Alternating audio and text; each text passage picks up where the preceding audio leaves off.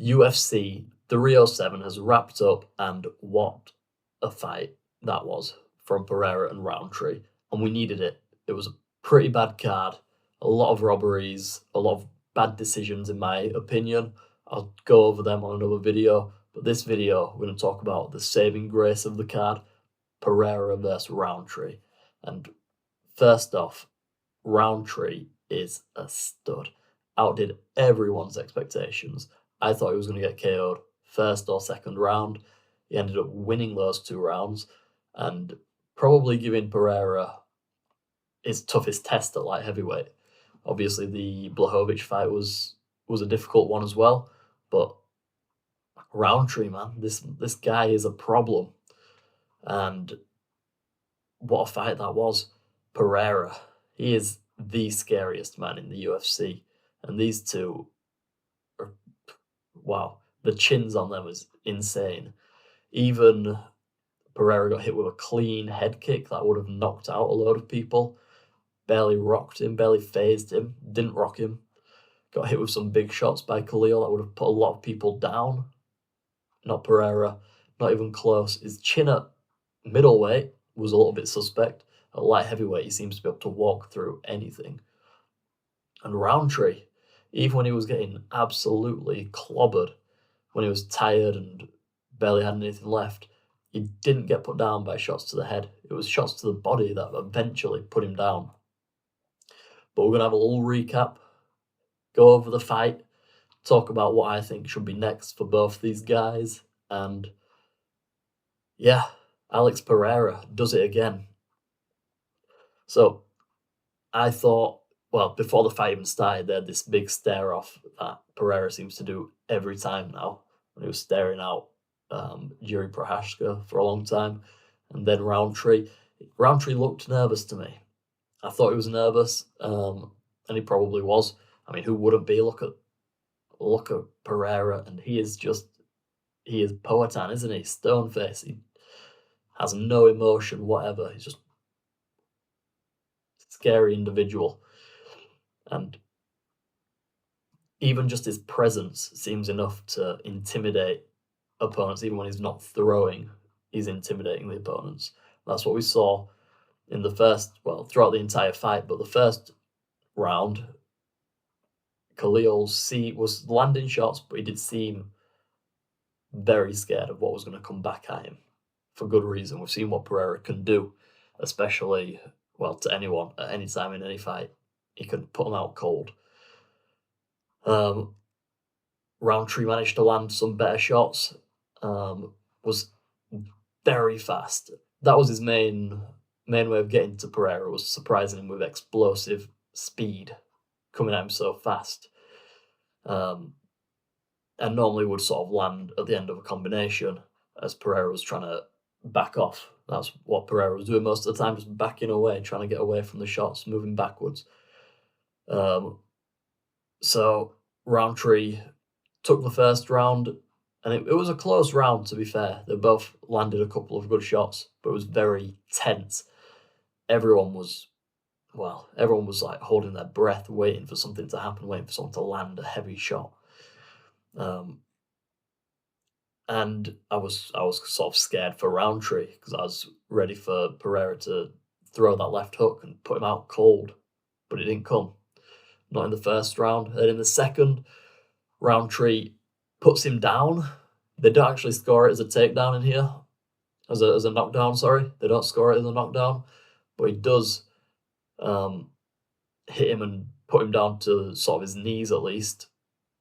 And some people think it was a bit of a slip, but that punch was impactful. And then right at the end of the round, Pereira has some success in this round as well, don't get me wrong, but right at the end of the round, Rountree lands this massive, well, it usually would be a massive head kick, and Pereira just walks through it. He doesn't care. Doesn't matter. It was right at the end of the round, so nothing else really happened after that. That would have been enough to put most people out. So that was round 2. And if you look, actually, in both these rounds, Pereira's landing more, but Rowntree's landing heavy shots every time he connects. That's all Rountree throws, to be honest, just heavy shots. And Pereira's nearly always pretty heavy as well. Sometimes he goes for this body jab, which he didn't really do at all, if my memory is right, against Rountree. I guess Rountree's a little bit short. Maybe it's hard to find the body jab on him. And then round 3 is where Poatan starts to put it on Rountree. Rountree's, well, you can look at the stats. First round, he only landed 24% of his shots. So even though he was landing some good shots, he was missing a lot. That doesn't do your gas tank any good. Same thing round 2, 26% of his shots. Look at Pereira's landing at almost double the rate in each round. So Pereira's landing a lot of his shots. He's very economical, is Pereira, very careful with what he throws. And that's part of the reason why his gas tank seems unbeatable. He never seems very gassed or very tired because he's economical with his striking. He doesn't throw to miss. I think Khalil was fine with missing and he was happy to catch him on the end of a combination and was just exploding in the first 2 rounds. But anyway, by the 3rd round, you start to see Khalil fading, especially sort of midway through the 3rd round. Even after the first round, he looked tired, but it really started to take effect, and Pereira starts landing more and more, starts jabbing him up, getting him with a cross, getting more and more shots in, and you start to see the turning of the tide. So Pereira takes round 3, and then round 4, Khalil is already busted up coming into this round. He's taken some knees to the face. He's taken a lot of jabs. And then round 4, he takes more. Pereira realizes how hurt he is. He's stalking him, pushing him back. There actually was a moment early in round 3, which I forgot to mention, where Khalil kind of hurt Pereira to the body with his body kick. Backed Pereira up a bit. He sort of let his hands drop. He looked damaged by it, but then Pereira from there took over the round. So back to round 4. Khalil is just taking punishment this round, really. And it's amazing, and it shows so much heart and dedication that he managed to get to 4 minutes and 32 of the round before the stoppage. He is taking nasty shots. Hooks, knees, body knees, everything. Uppercuts from Pereira. His eye is bleeding and nasty. His nose is beat up. His shin's been mangled throughout the fight, which was something that I think a lot of people expected would happen. We've seen Khalil can check low kicks, but no one throws them quite as slyly as Pereira. Pereira sneaks them in there real fast. And I think the presence and fear that he creates with his hands means that he can throw that low kick and people aren't even going to try and take their focus away from his hands because his hands are so devastating. They'd rather take a low kick than try and check it and get caught with a hook. But yeah, Khalil is getting pushed up against the fence, brutalized, smashed from pillar to post, somehow surviving, somehow not getting knocked out, not even getting knocked down until right at the end. Pereira is showing great defensive head movement from Khalil's last-ditch efforts to get him. So Pereira drops his hands low, and I was thinking there's a chance that Khalil lands something big on him. Never happened. Khalil couldn't land on him, and Pereira was fading back to avoid the hooks coming around his face. Khalil was starting to throw a bit crazier, just hoping to get something, but still wasn't throwing much. At times, his hands were right down until Pereira got in close and he'd lift him up again and just cover like this. And then eventually Pereira went right hook, left hook to the body, right hook to the body, left hook to the body, right uppercut through the middle, and Rountree was down. It was really the body shots that put him down. Absolutely brutal body shots. And Pereira is still the champion, put on a great performance. Now, what do I think we should see next for both of these athletes? Pereira has to fight Ankalaev.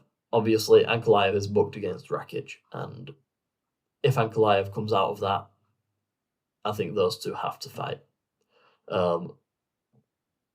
It already should have been Ankalaev, in my opinion, in a way, giving Pereira Rountree didn't make much sense because Ankalaev could have fought around this time. They both would have been booked around this time. I don't really know why they did that and didn't put Ankalaev and Pereira.